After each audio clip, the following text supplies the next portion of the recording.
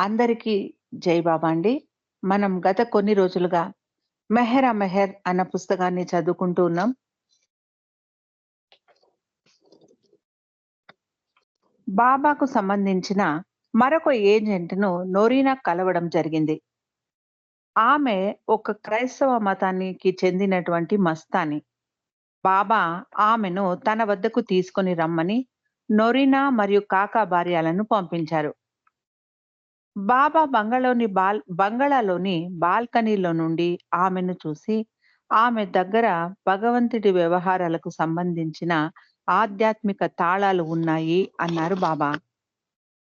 బాబా 'గోపాలకృష్ణ' అనే సినిమాకు తీసుకెళ్లారు. అలాగే ప్రపంచ ప్రసిద్ధిగాంచిన గోవా వంటకాలు కూడా రుచి చూపించారు బాబా అక్కడ. ఒక తమాషా సంఘటన కూడా గోవాలో జరిగింది. అక్కడి ప్రసిద్ధిగాంచినటువంటి ఒక తీపి పదార్థాన్ని బాబా అందరికీ తెప్పించి ఇచ్చారు.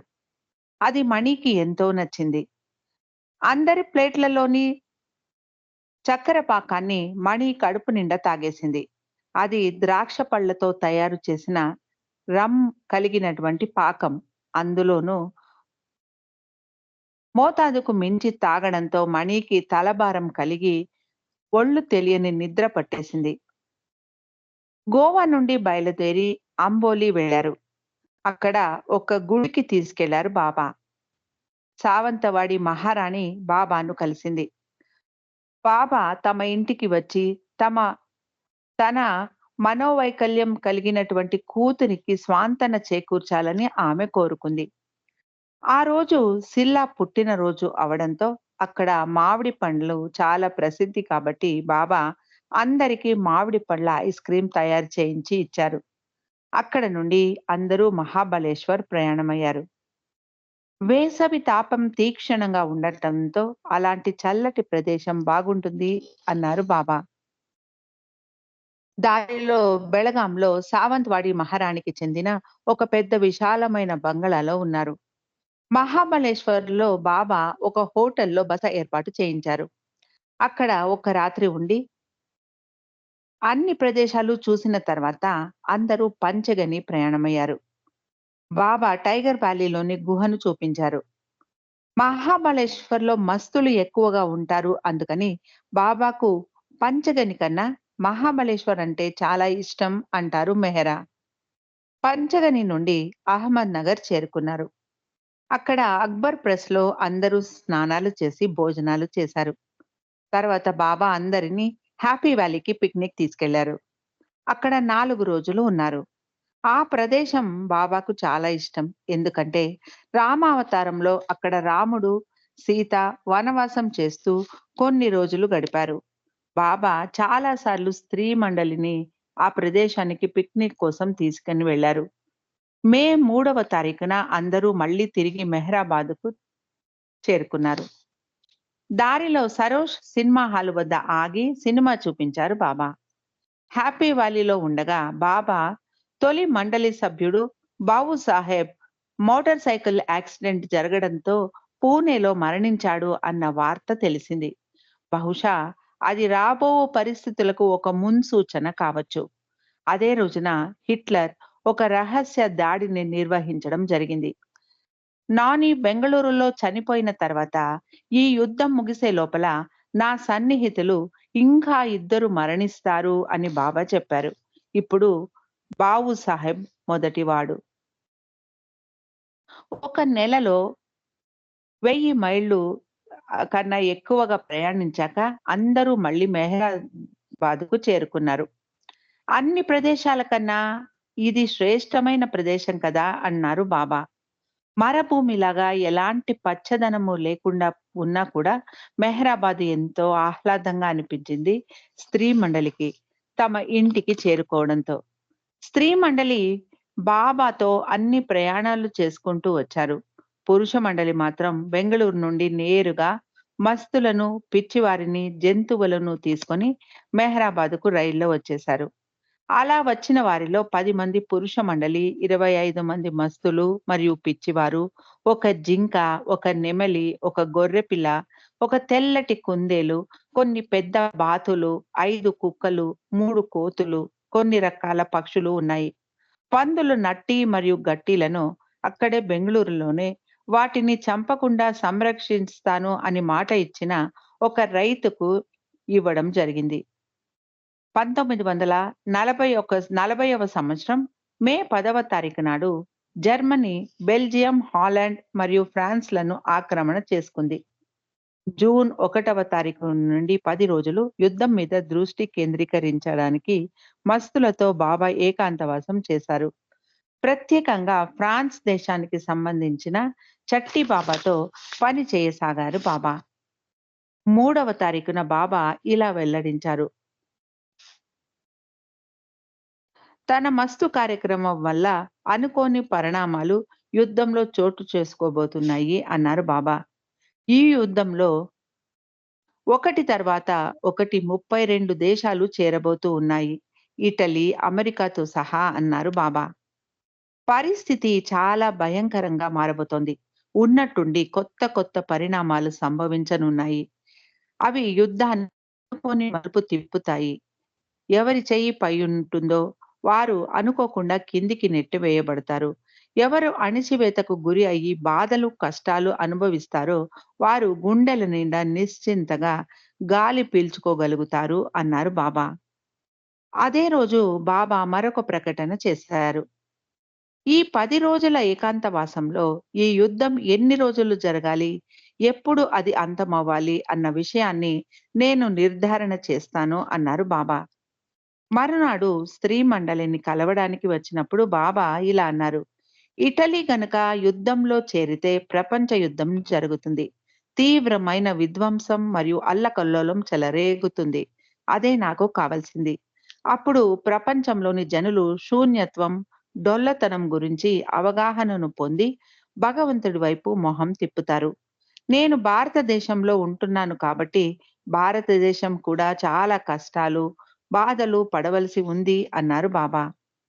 మరునాడు ఇటలీ, ఇంగ్లాండ్ మరియు ఫ్రాన్స్ మీద యుద్ధం ప్రకటించింది. బాబా అప్పుడు స్త్రీ మండలితో ఇలా అన్నారు. ఇప్పుడు టర్కీ కూడా చేరాలి. అప్పుడంతా నేను ప్రణాళిక చేసినట్టే జరుగుతుంది. టర్కీ గనక యుద్ధంలో చేరితే మనం వేడుక చేసుకోవాలి. రవ్వ కేసరి వండి అందరికీ వడ్డించండి అన్నారు. ఇలాంటి యుద్ధం ఇదివరకు జరగలేదు. ఇక ముందు కూడా జరగబోదు. కానీ దీని తర్వాత 400 సంవత్సరాల వరకు శాంతి నెలకొని ఉంటుంది. ఈ సామూహిక వినాశనం ద్వారా నేను కొత్త జీవనాన్ని కట్టబోతున్నాను. అందులో ఎక్కువ సంతోషం, ఆనందం కలిగి ఉంటుంది. ఇప్పుడు ఈ యుద్ధంలో ఎవరెవరు చనిపోతారో వారు మళ్ళీ జన్మించి ఈ శాంతిని ఆస్వాదిస్తారు అని వివరించారు బాబా. ఒకరోజు బాబా మెహరాను మరికొందరు స్త్రీలను మస్త్ ఆశ్రమానికి తీసుకెళ్లారు. అక్కడ ఫూల్వాలా బాబా మరియు చట్టి బాబాలను చూపించారు. షరియత్ ఖాన్ అన్న మస్తు మెడకు, కాళ్లకు గంటలు కట్టుకొని బాబా కోసం నృత్యం చేసేవాడు. అతడు ఎప్పుడూ సంతోషంగా గెంతుతూ ఉండేవాడు అంటారు మెహ్రా. బాబాకు మస్తులంటే చాలా ప్రేమ.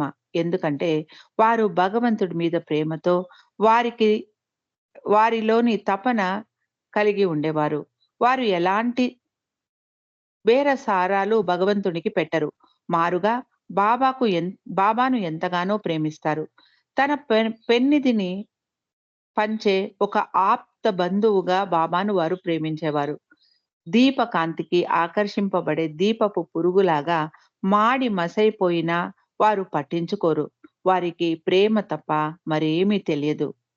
మస్తులు ఇవ్వడానికే చూస్తారు కానీ ఏది ఆశించరు. మనం మనలో తపనను రగిలించుకోవడానికి ప్రయత్నిస్తే చాలు బాబా తానే తాళం తిప్పుతారు. సహాయాన్ని అందిస్తారు అంటారు మణి.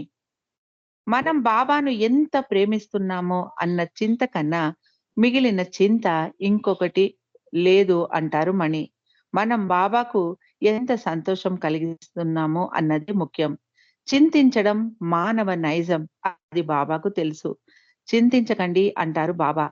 అలా అంటూ మీరు నిజంగా చింతించాలంటే నన్ను మరింత ఎక్కువగా ఎలా ప్రేమించాలి అన్న దాని గురించే చింతించండి అంటారు బాబా. మెహరాబాదు నుండి 25 రోజుల్లో బయలుదేరబోతున్నాం. సిద్ధంగా ఉండండి అన్నారు బాబా. ఈసారి సృష్టి ప్రారంభమైన చోటుకు తీసుకెళ్ళబోతున్నాను. అది జావా కావచ్చు అన్నారు బాబా. అలాగే చాంజీని బొంబాయికి పంపించి Java, Sumatra, Bali, Kashmir, Iran, Australia, New Zealand గురించి వివరాలు సేకరించమన్నారు. అలాగే పాస్‌పోర్ట్స్ లేని మండలి వారికి పాస్‌పోర్ట్స్ తయారు చేయించమన్నారు బాబా. మెహరాబాద్ కొండ మీద నివసించడం అంత సులభమైన విషయమేమీ కాదు. వేసవి కాలంలో నీటికి కొరత కలిగేది. స్నానానికి అర బకెట్టు నీరు మాత్రమే ఉపయోగించాలి. కొన్నిసార్లు దినం విడిచి దినం స్నానం చేయాల్సి వచ్చేది. భారతదేశంలో జీవించడం చాలా కష్టం. ముఖ్యంగా వయస్సు మళ్ళిన పాశ్చాత్య స్త్రీల విషయంలో అది మరింత కష్టంగా ఉండేది. మెహరాబాద్‌లో వేడి తాపాన్ని వారు భరించలేకపోయేవారు. ఎండ వేడికి బాగా కాలిన రేకుల షెడ్డు కింద కూర్చొని భోజనం చేయాలి. చాలా సాధారణమైన భోజనం ఉండేది. దానికి తోడు వేడి గాలి బలంగా వీచేది. గాలికి దుమ్ము, ధూళి, ఎండుటాకులు, పుల్లలు ఎగిరి వచ్చి తినే ఆహారంలో పడేవి.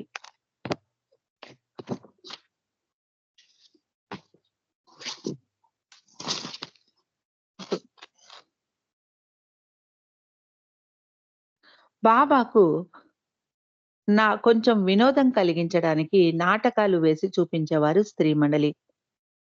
మణి వలుకు ఒక పాట పాడడం నేర్పించింది. వలుకు చాలా మొహమాటం మరియు బాబా ముందు పాట పాడడానికి భయపడేది వలు. మణి ప్రోత్సహించడంతో ఒక మరాఠీ పాటను నేర్చుకుంది వలు. అది రాజా గోపీచంద్‌కు సంబంధించిన పాట. వాళ్ళు ఒక సన్యాసినిలాగా వేషం వేసుకొని ఏక్ తారాను వాయిస్తూ పాట మొదలు పెట్టగానే ఆమె మొహంలో అతికించిన మీసాలు ఊడిపోయి అవి చేతిలోని రేకు డబ్బాలోన పడిపోయాయి. ఆమె కొంచెం తడబడడంతో బాబా పర్వాలేదు పాడు అంటూ ప్రోత్సహించారు. బాబాకు ఆమె పాట కన్నా ఆ మీసాలు పడిపోయిన వైనం చాలా వినోదాన్ని తెప్పించింది అంటారు మెహ్రా. 1948వ సంవత్సరంలో జరిగిన ఒక సంఘటనను మణి ఇలా వివరిస్తారు. అప్పటికి అందరూ మెహరాజాద్‌లో నివసిస్తున్నారు. మెహరాబాద్ టిన్ షెడ్‌లో ఒక ఫ్యాన్సీ డ్రెస్ కాంపిటీషన్ ఏర్పాటు చేశారు. అందరూ చాలా ఉత్సాహంగా తమకు కావాల్సిన దుస్తులను సిద్ధం చేసుకుంటూ ఉన్నారు. నొరీనా చాలా మంచి మంచి దుస్తులు ధరించేది. ఆమె రాజకుమారి కావడంతో ఎన్నో మంచి దుస్తులు వేసుకొని, బాగా అలంకరించుకొని తయారయ్యేది. ఎలిజబెత్ మాత్రం కాంపిటీషన్ రోజు దగ్గరికి వస్తూ ఉన్నా కూడా నింపాదిగా తన టైప్ రైటర్ మీద పని చేసుకుంటూ ఉండేది. నోరీనా ఎలిజబెత్‌తో బాబా కోసం చేస్తున్న కార్యక్రమం నువ్వు ఎందుకు ఆసక్తి చూపించకుండా కాలయాపన చేస్తున్నావు అంది. కాంపిటీషన్ రోజు రానే వచ్చింది. అందరూ తమ దుస్తులు వేసుకొని తయారయ్యారు. ఎలిజబెత్ తన పరుపు మీద పరిచిన తెల్లటి దుప్పటిని ము దానికి 3 రంధ్రాలు చేసి, ఒకటి తల దూర్చడానికి, 2 చేతులు దూర్చడానికి రంధ్రాలు చేసింది. దాన్ని వేసుకొని కాస్పర్ అన్న మంచి దయ్యం పాత్రను పోషించి అందరికీ వినోదం కలిగించింది ఎలిజబెత్. నొరీనా మరియు ఎలిజబెత్ ఇద్దరిని బాబా కవలలు అని పిలిచేవారు. అయితే వారి స్వభావాలలో చాలా వ్యత్యాసం ఉండేది. ఎలిజబెత్ చాలా నెమ్మదస్తురాలు. నొరీనా మాత్రం అందుకు విరుద్ధం. ఎప్పుడూ అన్నీ త్వరగా చేయాలి అని చూసేది నొరీనా. బాబాకు అన్ని మనస్తత్వాలు చెందినవారు అవసరం. మనలోని బలము, బలహీనతలు రెండూ బాబాకు అవసరం. నొరీనా చాలా అందంగా, హుందాగా ఉండేది. ఆమె రాజకుమారి కావడంతో ఆమె హోదా బాబా పనిలో చాలా సార్లు ఉపయోగపడేది. అది నొరీనాకు చాలా సంతోషాన్ని కలిగించేది. నొరీనా గురించి ఆది సీనియర్ ఇలా అంటారు. నొరీనా చాలా ఉదార స్వభావం కలిగి ఉండేది. ఒకసారి మేము బాబాతో పాటు ట్రైన్‌లో ప్రయాణిస్తూ ఉన్నాము. అప్పుడు అందరికీ భోజనం తేవడానికి ట్రైన్‌లో ఉన్న భోజనశాలకు వెళ్ళాము. బాబా ఎప్పుడూ ఎక్కువ ఆర్డర్ ఇవ్వడానికి ఒప్పుకునేవారు కాదు. నోరినా నన్ను చూసి, "నీకు ఇంకా ఆహారం కావాలా? ఆకలిగా ఉందా?" అని అడిగింది. నాకు ఆకలిగా ఉండటంతో అవును అన్నాను. నోరినా మరో మాట్లాడకుండా నాకు ఇంకా ఆహారాన్ని కొని ఇచ్చింది. బాబాకు విషయం వివరించి, బాబా అనుమతి తీసుకొని, నా కోసం ఆహారాన్ని మళ్ళీ తెచ్చి ఇచ్చింది నొరీనా. ఎలిజబెత్ కూడా డబ్బు ఖర్చు పెట్టేది కానీ, నొరీనా లాగా ధారాళంగా ఉండేది కాదు. ఎలిజబెత్ ఆచరణాత్మకంగా ఉండేది. అవసరం అయితే మాత్రమే ఖర్చు పెట్టేది ఎలిజబెత్ అంటారు అది సీనియర్. బాబా తన పని కోసం నొరీనా హోదాను ఉపయోగించుకున్నారు. ముఖ్యంగా పాశ్చాత్య దేశాలకు వెళ్ళేటప్పుడు తన పని ముగిసిన తర్వాత ఆమెకు రాజకుమారి హోదా రెండవ ప్రపంచ యుద్ధం తరువాత రద్దు చేయబడింది. పాశ్చాత్యులు మెహ్రాబాద్‌లో ఉన్నప్పుడు ఒక సందర్భంలో బాబా ఇలా అన్నారు. "మీరు నేను ఏమి కోరుకుంటానో దా దాన్నైనా కోరుకోవాలి. లేదా మీకు ఏది కావాలో దానినే కోరుకోవాలి. అంతేగాని 2 కావాలంటే కుదరదు" అన్నారు బాబా. మన కోరికలకు ప్రాముఖ్యత ఇవ్వడం తగ్గించుకొని, బాబా యొక్క ఇచ్చను మనం గమనించాలి. అప్పుడే మన హృదయం బాబాకు ఏమి కావాలి, బాబాకు ఏది సంతోషం కలిగిస్తుంది అన్న విషయాన్ని గ్రహించగలుగుతుంది అంటారు మణి. బాబా నన్ను జ్ఞాపకం ఉంచుకోండి అని చెబితే, మిమ్మల్ని మీరు మరికొంచెం మరిచిపోండి అని అర్థం. మన హృదయంలో బాబాకు ఎక్కువ స్థానం ఇచ్చి, మన విషయాలను తగ్గించుకుంటూ రావాలి. బాబాకు కొంచెం స్థలం ఇస్తే ఆయన మొత్తము ఆక్రమించేసుకుంటారు అంటారు మణి. బాబా మమ్మల్ని ఏదైనా చెయ్యమన్నప్పుడు, ఆ పని మాకు ఇష్టమున్నా, లేకున్నా మేము మనస్ఫూర్తిగా దాన్ని చేసేసేవారం. రాను రాను ఆ పని మాకు ఎంతో సంతోషాన్ని కలిగించేది. బాబా ఏది కోరితే దాన్నే మేము కోరుకోవడానికి ప్రయత్నించేవారం. అది మాకు కష్టం అనిపించినా మేము ప్రయత్నించేవారం. బాబా మాకు సహాయం చేసేవారు అంటారు మణి. బాబాతో జీవిస్తూ ఉన్నప్పుడు మన దృష్టి కేవలం బాబా మీదే ఉండాలి. బాబా తప్ప మరేదీ ముఖ్యం కాకూడదు. బాబాయే జీవితం అన్నట్టు ఉండాలి అంటారు మణి. స్త్రీ మండలి బాబాతో ఎన్నో ఆటలు ఆడేవారు.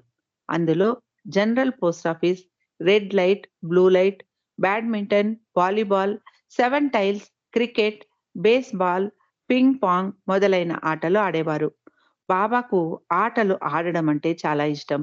ఎప్పుడూ బాబాయే గెలిచేవారు. బాబా ఒక్కొక్కసారి ఆటలో మోసం కూడా చేసేవారు.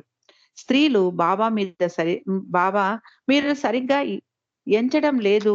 ఇది మోసం అని అరిస్తే, లేదు కావాలంటే మళ్ళీ ఎంచుతాను చూడండి అంటూ మళ్ళీ తప్పుగానే ఎంచేవారు బాబా. దాంతో స్త్రీలు ఓడిపోయేవారు. బాబాకు ఎప్పుడూ తానే గెలవాలి. క్రికెట్‌లో మాత్రం బాబా ఇలా మోసం చేసేవారు కాదు. చాలా గంభీరంగా, ఆసక్తితో ఆడేవారు. బాబా గిల్లి దండ మరియు పేకాట ఆడేటప్పుడు ఇష్టానుసారం ఏమార్చేవారు. బాబా అలా చేయడం వలనే ఆ ఆట అంత ఆసక్తిగా ఉండేది. బాబా చిన్న పిల్లవాడిలాగా ఎంతో సరదాగా ఆడేవారు. అదే ఆటను అదే ఆటను అంత రక్తి కట్టించేది. మణి ఇలా అంటారు, "బాబాతో జీవించడం చాలా కష్టమే. అంత సులభమైన విషయమేమీ కాదు. కానీ ఎంతో సంతోషం కూడా ఉండేది. అంతకు మించి మనం ఇంకేం కోరుకోగలము" అంటారు మణి. గోహెర్‌కు సెలవులు ఇచ్చినప్పుడు మెహరాబాద్‌కు వచ్చేది. మెహ్రూ మరియు నగ్గు కూడా సంవత్సరానికి 2 సార్లు మెహరాబాదు వచ్చేవారు. చార్జీ లేకుంటే కాకా భార్య వెళ్లి వారిని రైల్లో తీసుకొని వచ్చేవాడు. బాబా మధ్యాహ్నం పూట కొంచెం సేపు విశ్రాంతి తీసుకునేవారు. ఆ సమయంలో పిల్లలు గొడవ చేస్తే అందరినీ లైన్‌గా నిలబెట్టి ఎవరు శబ్దం చేసింది అని అడిగేవారు బాబా. ఎప్పుడూ పిల్లలే గొడవ చేసేవారు కాదు. అయినా బాబాతో మందలింపులు తప్పేవి కాదు వారికి. ఎవరు శబ్దం చేసినా ఒక కంట కనిపెట్టమని బాబా పిల్లలకే ఆ బాధ్యతను అప్పగించారు. పిల్లలందరూ తమ పరుపుల పైన కూర్చొని పెద్దవారిని కనిపెట్టి ఎవరైనా శబ్దం చేస్తే బాబాకు వెళ్లి చెప్పేవారు. సావక్ కొత్వాల్ పిల్లలు ముగ్గురు సెలవులకు వచ్చేవారు. మే 28వ తారీఖున బాబా హిల్లా కొత్వాల్‌కు మరియు నగ్గు ఇరానీకి నవజోత్ వేడుకను కొండ మీద నిర్వహించారు. వారికి బాబాయే స్వయంగా కుస్తీలు కట్టారు. హిల్లా బాబాతో, మెహరాతో గడిపిన రోజులను గుర్తు చేసుకుంటూ, నేను నా చిన్నతనం నుండి మెహరా యొక్క అద్వితీయమైన సౌందర్యాన్ని చూస్తూ ఉన్నాను.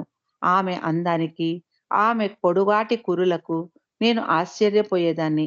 మెహరా ఒక మహారాణిలాగా ఉండేది.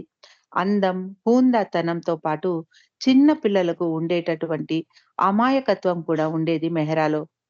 ఆమెలో ప్రశాంతత, నాజూకుతనం మరియు హాస్య చతురతలు కూడా నిండి ఉండేవి. మేమందరం ఆమెతో ఎంతో గౌరవంతో మెలిగేవారం. అన్నిటికన్నా ఆమె బాబాను చూసినప్పుడు ఆమె కళ్ళల్లో కనిపించే ప్రేమ మరువలేనిది.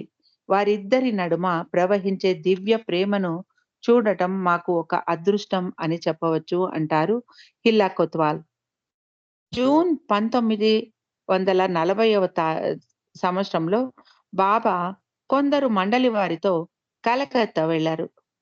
అక్కడ కరీం బాబా అన్న 6వ భూమికకు చెందిన మస్తును కలిశారు.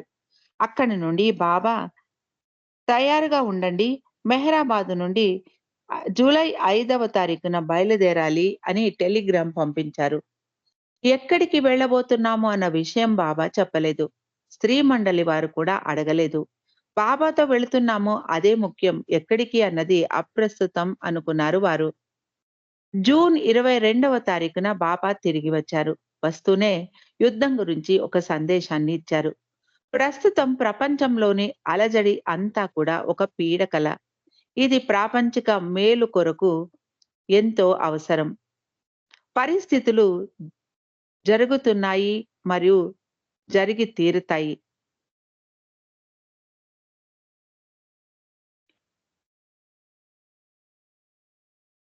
ఆ నిర్ణయం ఎలా జరగాలో అలా నిర్దేశింపబడ్డాయో అలాగే జరుగుతాయి అన్నారు బాబా.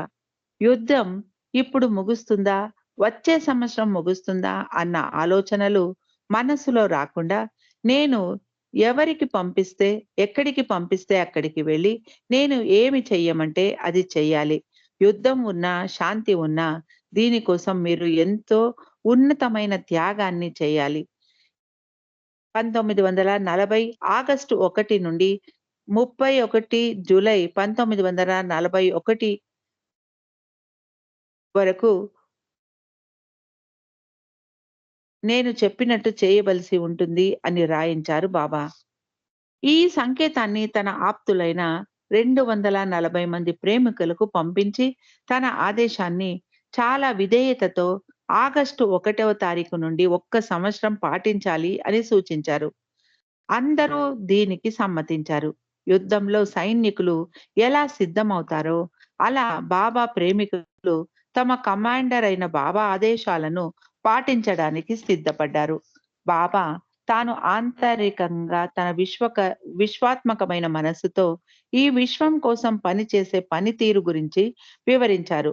అందులో భాగంగా తాను పరోక్షంగా తన ఏజెంట్లు ద్వారా పని చేస్తున్నాను అన్నారు. అలాగే తన వ్యక్తి ప్రత్యేకమైన మనస్సుతో ప్రతి వ్యక్తితోనూ పని చేస్తున్నాను అన్నారు. నేను నేరుగా ఒక వ్యక్తికి ఏదైనా ఆదేశం ఇచ్చి దాన్ని పాటించమనడం నేను నేరుగా పనిచేసే తీరు. ఆ శిష్యుడు ఆ ఆదేశాన్ని పాటించేటప్పుడు నేను వారికి నేరుగా నా సహాయాన్ని అందిస్తాను. నేను ఏదైనా నిర్దిష్టమైన ఆదేశం ఇచ్చినప్పుడు తప్పకుండా వారికి సహాయపడతాను అన్నారు బాబా. జూన్ 29వ తారీఖు బాబా స్త్రీ మండలితో ఇలా అన్నారు. ఆగస్టు 1వ తారీఖు నుండి ప్రపంచానికి ప్రళయకాలం ప్రారంభమవుతుంది. ఒక్క సంవత్సరం పాటు ప్రారంభం ఒక్క సంవత్సరం పాటు ప్రపంచంలో ఏ మూల, ఏ ఒక్క క్షణం కూడా సురక్షితంగా ఉండలేరు. ప్రపంచమంతా భూకంపాలు, వరదలు, కరువు కాటకం, కొత్త కొత్త జబ్బులు సంభవిస్తాయి. గతంలో పర్షియా దేశంలో కరువు వచ్చి వేలాది మంది చనిపోయినట్టు ఇప్పుడు కూడా కరువు తాండవించబోతోంది. ప్రపంచంలోని సగం జనాభా ఈ కరువును అనుభవిస్తారు. జన జనం యుద్ధం, విజయం, అపజయం అన్న వాటిని మర్చిపోతారు అన్నారు బాబా. 17 సంవత్సరాల క్రింద మండలి వారికి ఈ యుద్ధం గురించి మెస్ క్వార్టర్స్‌లో ఉండగా వివరించాను. ఆ యుద్ధం ఎప్పుడు ఎలా సంభవిస్తోందో వారు ఊహించలేదు. ఇది ఎంతటి వినాశనాన్ని కలిగిస్తుంది అని చెబుతూ, అమెరికా దేశానికి కూడా పెద్ద దెబ్బ తగులుతుంది. దాని వెన్నెముక విరిగిపోతుంది అని కూడా వివరించి చెప్పారు బాబా. బాబా పురుష మండలి మరియు స్త్రీ మండలితో పాటు ముగ్గురు మస్తులు చట్టి బాబా, మహమ్మద్ మస్త్ మరియు షరియత్ ఖాన్లను తీసుకొని బీహార్‌లోని రాంచీ వెళ్లనున్నట్టు తెలియజేశారు. 21 మంది మండలి వారు బాబాతో అహ్మద్ నగర్ నుండి రైల్లో ప్రయాణించి జూలై 5న రాంచీ చేరుకున్నారు. అక్కడ వాతావరణం చాలా నిరుత్సాహంగా ఉంది.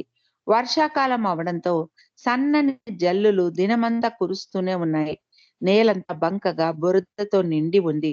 వారు సరదాగా సెలవులకు వెళ్ళినట్టు సంతోషంగా గడపడానికి వెళ్లారు కానీ ఎక్కువ సమయం బయటికి వెళ్ళలేక బంగళా లోపలే ఉండిపోవాల్సి వచ్చేది. బాబా రాయించిన 240 మంది ప్రేమికులకు వారు ప్రత్యేకంగా పాటించాల్సిన ఆదేశాల్ని రాసి పంపించాలి. ప్రతి ఒక్కరికి వారి వారి ఆదేశాల్ని టైప్ చేసి, దానితో పాటు ప్రతి ఒక్కరికి బాబా వేరు వేరు సలహాలు, సూచనలు కూడా ఇవ్వడంతో వాటిని కూడా టైప్ చేసి జతపరిచి పంపాలి. ప్రతి ఒక్క ప్రేమికుడికి పంపించే ఆదేశాల్ని బాబా స్వయంగా పరిశీలించి తన సంతకాలను చేసి ఇచ్చేవారు. ఈ పని మొత్తం రాంచీలో ఉండగా చేసి ముగించాలి అన్నారు బాబా. రైలు దిగినప్పటి నుండి చట్టి బాబా అసహనంగా ఉన్నాడు. యూరోప్‌లోని పరిస్థితులు, ముఖ్యంగా ఫ్రాన్స్‌లోని పరిస్థితులు దిగజారిపోతూ ఉన్నాయి. చట్టి బాబాకు ఫ్రాన్స్‌తో గట్టి సంబంధం ఉంది అన్నారు బాబా. చట్టి బాబాతో చాలా దీర్ఘంగా పని చేయసాగారు బాబా. పురుష మండలికి తన పని యుద్ధ పరిస్థితులకు ఎంత సంబంధం ఉందో వివరించి చెప్పారు. జూలై 6వ తారీఖున ఉదయం దినపత్రికను చదివి బాబా స్త్రీ మండలితో ఇలా అన్నారు. బ్రిటన్ దేశం ఫ్రాన్స్‌కు సంబంధించిన నౌకాదళాన్ని జయించింది. ఇది వారి మొదటి విజయం. ఇంగ్లాండ్, ఫ్రాన్స్ దేశం మీద యుద్ధం చేయడం చాలా ఆశ్చర్యకరమైన విషయం. ఇది కేవలం ప్రారంభం మాత్రమే. లక్షలాది మంది చనిపోతారు. భూకంపాలు, రోగాలు, వరదలు మొదలైనవి రాబోతున్నాయి. అందరూ యుద్ధం చాలా రోజులు కొనసాగుతుంది అనుకుంటారు. కానీ నేను యుద్ధాన్ని కేవలం ఆగస్టు 1941 వరకే నిర్ణయించాను అన్నారు బాబా. బాబా బృందం బస చేసిన బంగళా కాంపౌండ్‌లో ఒక బావి ఉండేది. కానీ ఆ బావి ఖాళీగా ఉంది. అందులో నీరు లేదు. అందుకని పక్క బంగళాలోని బావి నుండి నీరు తెచ్చుకోవాల్సి వచ్చేది. బాబా ఆ బంగళా గురించి ఎలా ఉంది బంగళా? మంచి తోట, పెద్ద ఆవరణ అన్నీ ఉన్నా కూడా తాగడానికి నీళ్లు లేవు. ఇక్కడ పాములు కూడా ఉన్నాయి. ఎన్ని పాములు, దోమలు, పురుగులు ఉన్నా మనల్ని ఇక్కడి నుండి కదిలించలేవు. ఒకవేళ తాగునీరు దొరకకపోతే మాత్రం మనం ఈ బంగళాను విడిచిపెట్టి వేరే చోటికి మారాలి. మన ఈ యాత్రకు ఒక ఉద్దేశ్యం ఉంది. లేకుంటే మిమ్మల్ని ఇలా ఒక చోటి నుండి ఒక చోటికి నేను తీసుకొని వెళ్ళేవాడిని కాదు అన్నారు బాబా. ఈ ప్రయాణంలో మీరు కష్టపడ్డారు. నాకు ఎంతో కష్టం కలిగింది నా పనిలో. కానీ నేను ఆ పనిని చేసి తీరాలి. ఇంకో దారి లేదు అన్నారు బాబా. మనం మెహరాబాద్ నుండి బయలుదేరిన రోజే ఇంగ్లాండ్, ఫ్రాన్స్ దేశానికి చెందిన నౌకాదళాన్ని వశపరుచుకున్నారు. అది నా పని యొక్క ప్రభావమే అన్నారు బాబా. ప్రతిసారి నేను స్థలం మార్చినప్పుడు ఏదో ఒకటి జరుగుతుంది. బెంగళూరు నుండి బయలుదేరినప్పుడు ఫ్రాన్స్ ఇరకాటంలో పడింది. ఇప్పుడు మెహ్రాబాద్ నుండి బయలుదేరినప్పుడు బ్రిటన్ మూలన పడింది అన్నారు బాబా. యుద్ధం సమయంలో బాబాతో ప్రయాణిస్తూ ఉన్నప్పుడు బాబా ఉన్నట్టుండి తమ ప్రయాణాన్ని మార్చివేసేవారు. మరునాడు న్యూస్ పేపర్‌లోని యుద్ధం లో అనుకోని పరిణామాల గురించి తెలిసి వచ్చేవి అంటారు మణి. కొన్ని అసంబద్ధమైన విషయాల గురించి మణి అంటారు. యుద్ధం సమయంలో తిండి ధాన్యాలు చాలా తక్కువగా దొరికేది. అన్నిటికీ రేషన్ విధించేవారు. కానీ మాకు మాత్రం పుష్కలంగా విందు భోజనం కడుపు నిండా దొరికేది. బాబా పాపా జస్సావాలను బర్మాలోని రంగూన్‌కు పంపించి అక్కడ తమ కోసం బసను ఏర్పాటు చేసి రమ్మన్నారు. యుద్ధం పరిస్థితులను సమీక్షిస్తూ ఇక్కడ నుండి మెహరాబాద్‌కు వెళ్ళాలా? లేకుంటే రంగూన్‌కు వెళ్ళాలా? అన్నారు బాబా. మనం ఇక్కడ నుండి 2 వారాల తర్వాత కలకత్తా వెళుతున్నాము. అక్కడ చూడటానికి చాలా ప్రదేశాలు ఉన్నాయి. అక్కడ చూడటానికి జూ, బొటానికల్ గార్డెన్ మరియు ఒక పెద్ద మర్రి చెట్టు కూడా ఉంది. అది ఎంత పెద్దదంటే దాని నీడన 5,000 మంది పాలిస్తానీ సైనికులు యుద్ధంలో సేద తీరారు. నేను దాన్ని చూసినప్పుడు కలకత్తాలో మనం ఒక హోటల్‌లో బస చేయబోతున్నాము అంటూ బాబా ఇక్కడ రాంచీలో ప్రసిద్ధి చెందిన జోనా ఫాల్స్ చూద్దాం అన్నారు. మనం ఇక్కడ 15 రోజులు విశ్రాంతి తీసుకుందాం. నాకు కూడా విశ్రాంతి తీసుకోవాలనే ఉంది. కానీ ఇంగ్లాండ్ ఇంకా ఆక్రమణకు గురి కాలేదు. యుద్ధాన్ని వేగవంతం చేయడానికి రాబోవు 4 రోజులు నేను ఎక్కువగా పని చేయాలి అన్నారు బాబా. బాబా ఒక బాటిల్ చూపించి ఇది ఏమిటో కనుక్కోండి అన్నారు. ఎలిజబెత్ అది వైన్ అని కనిపెట్టేసింది. బాబా మీకు రుచి చూడాలని ఉందా అంటూ అందరికీ కొంచెం కొంచెం వైన్ పంచారు. వైన్ రక్తానికి పుష్టినిస్తుంది అన్నారు బాబా. ఆగస్టు 1వ తేదీ నుండి మనం కేవలం యుద్ధం తప్ప దేని గురించి మాట్లాడుకోబోము అన్నారు బాబా. ప్రస్తుత ప్రపంచ పరిస్థితులే బాధలకు కారణం. ఈ బాధలు, కష్టాలు విముక్తిని కలిగించేవి కావు. కేవలం ప్రేమ మాత్రమే దానిని సాధించగలదు. ఎందరో కరడుగట్టిన పాపాత్ములు చెప్పలేని కష్టాలను అనుభవించిన తర్వాత గొప్ప సంతులుగా మారిపోయారు. హిట్లర్ కన్నా క్రూరమైన పాపాత్ముడు కూడా ఒక సంతుగా మారిపోగలడు. హిట్లర్ గనుక నిజంగా తాను చేసిన విధ్వంసానికి పశ్చాత్తాప పడగలిగితే అది అతడి గొప్పతనమే అవుతుంది అన్నారు బాబా. ఇదంతా మనస్సు ఆడే ఆట. మనసు ఏదో ఒక దానితో పోతూనే ఉంటుంది. హిట్లర్ తాను చేస్తున్నది సరైనదే అన్న భావనతో ఉన్నాడు. తాను జర్మనీకి న్యాయమే చేస్తున్నాను అనుకుంటున్నారు. ఇటలీ అంతకు ముందు అనుభవించిన పో పరిస్థితులతో పోలిస్తే తాను ఇప్పుడు స చేస్తున్నది సరియైనదే అని ముస్సోలిని అనుకుంటున్నాడు. అలా వారు సరి అయినది అనుకొని చేసే ఒక్క పని వల్ల వేలాది తప్పులు జరిగిపోతూ ఉన్నాయి. ఒక విషయం సాధిస్తే అది ఒక మత్తులాగా నష కలిగించి ఇంకా ఇంకా ఇలాంటి పనులు చేయాలని ప్రేరేపిస్తుంది. తాగుబోతులు తాగిన నిశలో మిగిలిన వారిని రండి తేల్చుకుందాం అని సవాలు విసురుతారు. అది వారు చేస్తున్నది కాదు. వారిలోని నష అలా చేయిస్తుంది. దీని ముందుగా మరింత శత్రుత్వం, మరిన్ని తప్పులు జరిగి ఎక్కువగా పశ్చాత్తాపం చెందిన వారు చెందడానికి ఆ పరిస్థితి దారి తీస్తుంది అన్నారు బాబా. ఇదంతా ఎలా జరుగుతుందో తెలుసా? మనమందరం ఒక్కొక్క దేశానికి ప్రతినిధులం. మన్సారి ఒక చిన్న దేశం, నదేన్ ఒక పెద్ద దేశం అలాగన్నమాట. ప్రతి ఒక్కరూ చిన్న దేశమైనా, పెద్ద దేశమైనా వారి పదవికాంక్ష, దురాశ మూలాన తాము కాంక్షించిన దాన్ని పొందటానికి కుతంత్రాలు చేస్తారు. మతం పూర్తిగా నశిస్తే మాత్రమే దేవుడు రాగలడు. ఇది చాలా నిశ్చయం అన్నారు బాబా. గాంధీ అహింసకు బ్రిటన్ అహింసను పాటించాలి అంటాడు. దాని మూలన ఇంగ్లాండ్‌లో సైనికులు చనిపోవడం జరుగుతుంది. వారు పోరాడాలంటే నాశనమైపోతారు. గాంధీ చెప్పేది 100% నిజము మరియు సత్యం. కానీ చాలా అసాధ్యం మరియు ఆచరణ యోగ్యం కానిది. గాంధీ మరియు హిట్లర్ ఇద్దరూ వారికి వారు సరైన వారే. వారి ఆలోచనలు వారికి సరైనవే. అలా అనుకోవడం వారి పిచ్చి. 2 ఒకటికి ఒకటి విరుద్ధం. తీవ్రమైన హింస తారస్థాయికి చేరినప్పుడు అది అహింసకు దారి తీస్తుంది. అలాగే అహింస తీవ్రతరం అయినప్పుడు హింసకు దారి తీస్తుంది అన్నారు బాబా. ముసోలిని ప్రాపంచిక వ్యక్తి. అక్కడ ఇక్కడ ఏదో పొందాలని అనుకుంటాడు. అతడు ఎలుగుబంటి లాంటివాడు. గాంధీ చెప్పే సిద్ధాంతాలు ఆచరణ యోగ్యం కానివి. కానీ అతడు గాంధీ చాలా మంచి వ్యక్తి. ఏది మంచో ఆలోచించి అదే చేస్తాడు. తన బలహీనతలను ఒప్పుకుంటాడు. ఈ ప్రపంచం ఎప్పటికీ అహింసను అనుసరించదు. అహింస కన్నా ఎక్కువగా ఇంకా పైకి వెళుతుంది. అహింస కన్నా ఎక్కువ అంటే ప్రేమ అన్నారు బాబా. గాంధీ, ముసోలిని, హిట్లర్ కన్నా ఉన్నతుడు. అతడు గొప్ప వ్యక్తి అంటూ ప్రపంచ నాయకుల గురించి బాబా వివరించారు. మనం భగవంతుడి కోసం కాకుండా భగవత్ సాక్షాత్కారం కోసమే జీవిస్తున్నాము అంటూ ముగించారు బాబా. కాకా భార్య కలకత్తా నుండి బాబా ఆదేశం మేరకు కరీం మస్తును రాంచీ తీసుకుని వచ్చాడు.